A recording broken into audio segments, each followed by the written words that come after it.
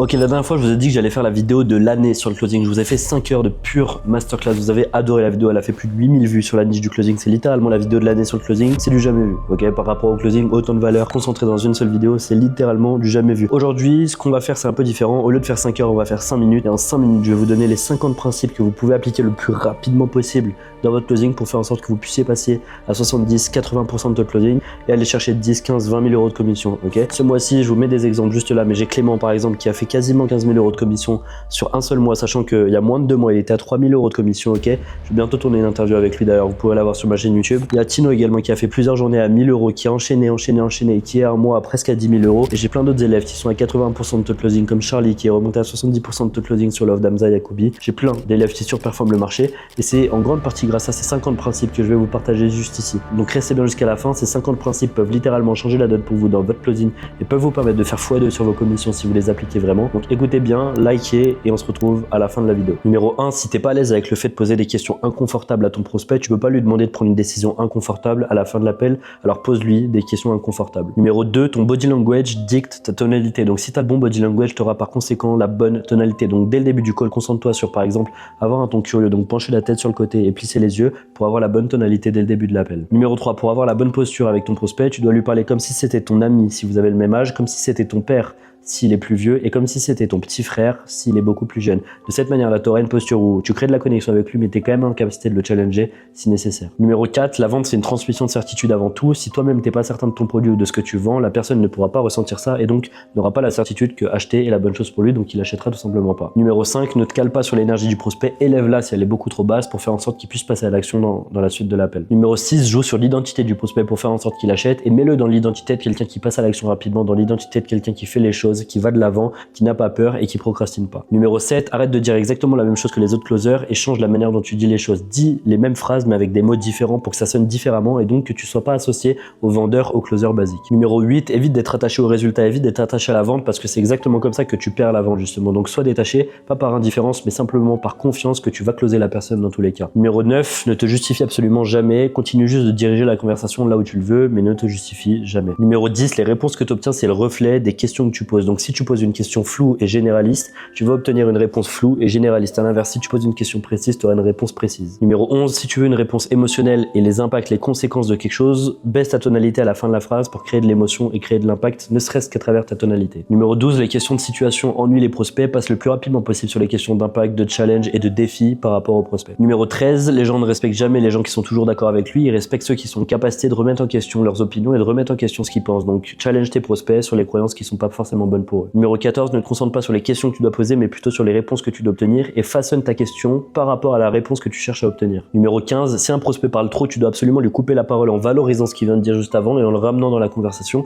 pour garder le contrôle et l'amener exactement là où tu veux sans qu'il parte dans tous les sens pendant toute la conversation. Numéro 16, si tu galères à trouver la douleur d'un prospect, c'est probablement parce que tu cherches pas au bon endroit et dans 95% des cas, la douleur se trouve dans l'un des 6 besoins humains de Tony Robbins. Numéro 17, un pattern se crée dès les premières minutes du call, c'est-à-dire que si tu laisses le prospect par exemple ne pas répondre à tes questions dès le début du call, il ne répondra pas à tes questions pendant tout le reste du call. Donc fais attention aux premières minutes parce qu'elles sont cruciales. Numéro 18, pour comprendre la psychologie humaine, tu dois comprendre que les gens préfèrent un futur connu qui est moyen plutôt qu'un futur inconnu qui peut potentiellement être bien meilleur. Et ton job en tant que closer, c'est de rendre le statu quo beaucoup plus douloureux que le fait de changer et d'aller dans l'incertitude justement. Numéro 19, un humain qui expérimente la joie et retombe dans le malheur juste après sera démangé par le fait de retourner dans la joie. Donc fais vivre des pics émotionnels positifs, négatifs à tes prospects et mets ta solution, ton offre comme la solution justement pour revenir au point émotionnel positif. Numéro 20, les gens adorent acheter mais détestent avoir l'impression qu'on leur vend quelque chose, donc fais en sorte que ce soit le prospect qui ait l'impression d'avoir le contrôle même si c'est toi qui dois garder le contrôle pendant tout l'appel. Numéro 21, les gens achètent avec leurs émotions et justifient ensuite avec la logique, donc fais en sorte d'être ultra émotionnel pendant la plupart du temps de l'appel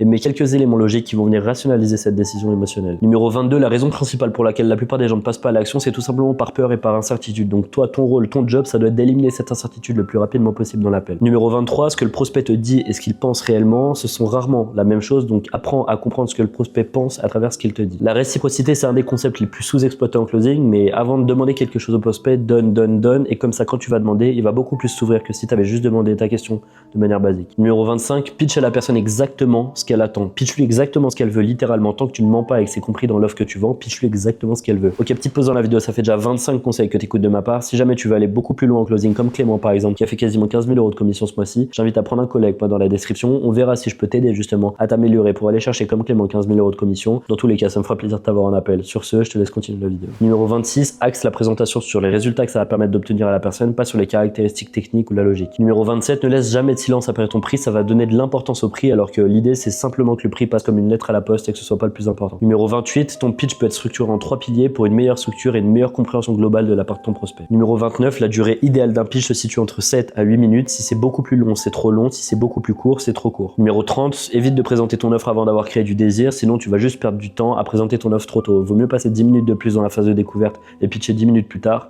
que de pitcher trop tôt et de perdre les 30-40 premières minutes du call. Numéro 31, plus ton traitement d'objection est long, moins il a de chance de conclure au final. Numéro 32, ne perds pas de temps à traiter les fausses objections comme par exemple je vais réfléchir ou je vais en parler à ma femme et passe directement sur l'une des 3 vraies objections qui sont la valeur, l'argent ou la peur. Numéro 34, ta capacité à réussir un traitement d'objection est directement liée à ta capacité à comprendre ce que le prospect pense vraiment au plus profond de son cerveau. Numéro 35, tu crées de la résistance dans ton traitement d'objection quand tu changes de comportement entre le reste du call et le traitement d'objection. Garde absolument le même comportement, la même vibe, la même posture pendant l'entièreté du call, sinon tu commenceras à créer de la tension et créer de la résistance au moment du traitement d'objection. Donc garde la même posture, c'est super important. Numéro 36, ne demande pas à ton prospect de faire ce que toi-même tu n'es pas prêt à faire parce que c'est incohérent et ton cerveau le sait, donc tu auras beaucoup plus de difficultés à le faire. Typiquement, si toi tu prends des temps de réflexion avant de passer à l'action, demande pas à ton prospect de ne pas en prendre parce que ton cerveau croit au fait de prendre des temps de réflexion. Numéro 37, contrôle toujours ton traitement d'objection, ne réagis pas à ce que le prospect te dit, mais contrôle la conversation pour l'amener exactement là où tu veux l'emmener. Numéro 38, tant que le prospect n'a pas raccroché, littéralement, tu peux encore closer cette personne. Donc n'abandonne pas trop tôt et continue de traiter les objections jusqu'à que ça passe, à savoir que mes traitements d'objections les plus longs ont duré 2 heures voire 2 heures et demie. Numéro 39, quand un prospect te dit que c'est trop cher, ça veut pas dire que c'est trop cher ou que c'est un problème de valeur. Dans 90% des cas, c'est simplement sa perception de l'argent qui est mauvaise. Donc change sa manière de voir l'argent, switch-le comme un investissement qui va lui rapporter des compétences pour ensuite avoir plus d'argent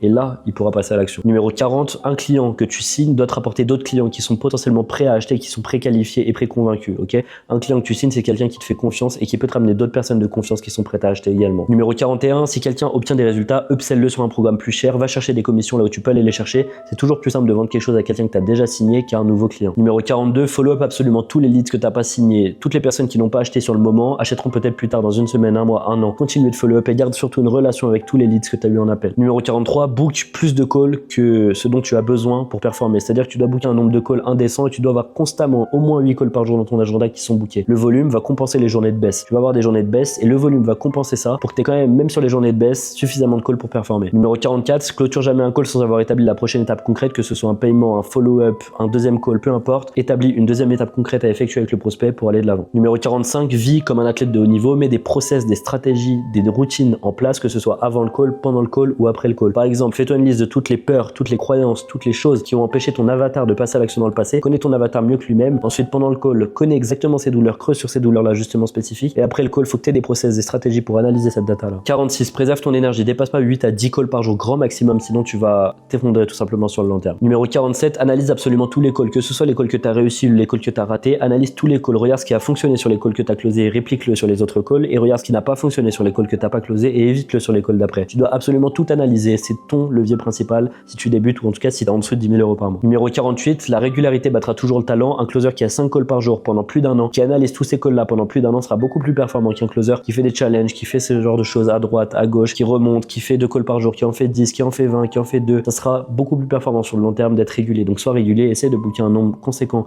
de calls dans ton agenda constamment et de les analyser. Numéro 49, ton niveau de performance sur un call de closing est directement lié à ton état émotionnel avant le call. Donc fais en sorte d'avoir une routine, que ce soit avec de la musique, avec de la nourriture, peu importe, qui te permet d'être dans la bonne disposition mentale, dans la bonne énergie avant de commencer tes calls. Et enfin numéro 50, les meilleurs closers s'améliorent pas en faisant plus de volume, ils s'améliorent en étant plus intentionnels sur ce qu'ils vont faire. Si tu fais du volume avec des méthodes de merde, ça sert strictement à rien, tu vas jamais t'améliorer. Par contre, si tu te concentres sur 5 à 8 calls par jour, mais que tu es de plus en plus intentionnel sur tout ce que tu vas faire, tu sais exactement pourquoi est-ce que tu fais les choses, dans quel objectif et comment est-ce que tu le fais, là tu vas vraiment progresser. Donc essaye d'être beaucoup plus intentionnel et prends des stratégies beaucoup plus poussées sur le marché plutôt que les choses de base dont tu t'es contenté potentiellement jusqu'à maintenant. Bref, si tu veux aller encore plus loin sur tout ça, tu peux t'abonner à mon compte. Dans tous les cas, je partage des contenus beaucoup plus avancés que ce que tu verras sur le marché du closing en France de manière générale. Donc abonne-toi, il y a énormément de contenu closing ici et tu verras, tu vas pas être déçu.